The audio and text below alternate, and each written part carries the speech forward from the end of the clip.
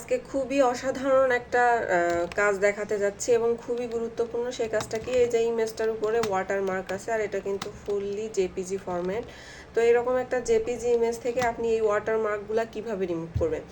তো তার জন্য কি করতে হবে, আগে ফটোশপে ইমেজটাকে ওপেন করে নিতে হবে, তারপর লেয়ার অপশনে যেতে হবে, যাওয়ার পর এখানে ব্যাকগ্রাউন্ডটা ধরে টেনে এনে প্লাস আইকনে দিতে হবে, অর্থাৎ কন্ট্রোল জে প্রেস করে লেয়ারটাকে কপি করে নিতে হবে। তারপর কি করতে হবে, যেটাকে কপি করলাম সেটার উপরে সেটা কিন্তু সিলেক্ট থাকবে। তারপর কোথায় যাব, সিলেক্টে যাব, যাওয়ার পর এখান থেকে কালার রেঞ্জে যাব, যাওয়ার পর এখান থেকে সিমিলার কালারে যেটা থাকবে সেখানে ক্লিক করব। করার পর এখান থেকে একটা আই ড্রপার টুল আসবে, তারপর এখানে ওয়াটারমার্কের যে কালারটা আছে সেই কালারটার উপর সিলেক্ট করে দিলে কিন্তু কালারটা মানে সিমিলার যে কালারগুলো সেগুলো সিলেক্ট হবে। তারপর এখান থেকে একটু কমায় বাড়ায় নিয়ে দেখব যে আমাদের লেখাগুলো ঠিকঠাক এখানে শো হচ্ছে কিনা।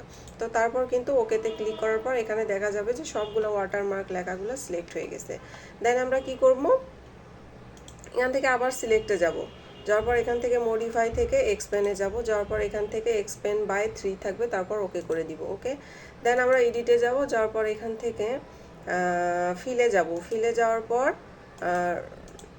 ক্লিক করব, করার পর এখান থেকে কন্টেন্ট এতে ক্লিক করব, তারপর ওকে করে দিব। ওকে, তারপর কোথায় যাব, একটু টাইম নিবে, তো টাইম নেওয়ার পর আমরা আবার এডিটে যাব, তারপর আবার সিলেক্টে যাব, যাওয়ার পর এখান থেকে ডিসিলেক্ট আছে, এখান থেকে ডিসিলেক্ট করে দিলে কিন্তু আমাদের ইমেজ থেকে সম্পূর্ণ ওয়াটারমার্কটা ডিলিট হয়ে যাবে। ওকে, তো খুবই সহজে কিন্তু এই ডিজাইনটা খুবই সহজে কিন্তু এই ওয়াটারমার্কটা রিমুভ করা যায়। তো আপনারা যে কোনো ইমেজের ওয়াটারমার্ক কিন্তু এভাবে রিমুভ করতে পারেন খুব সহজে। Thank you.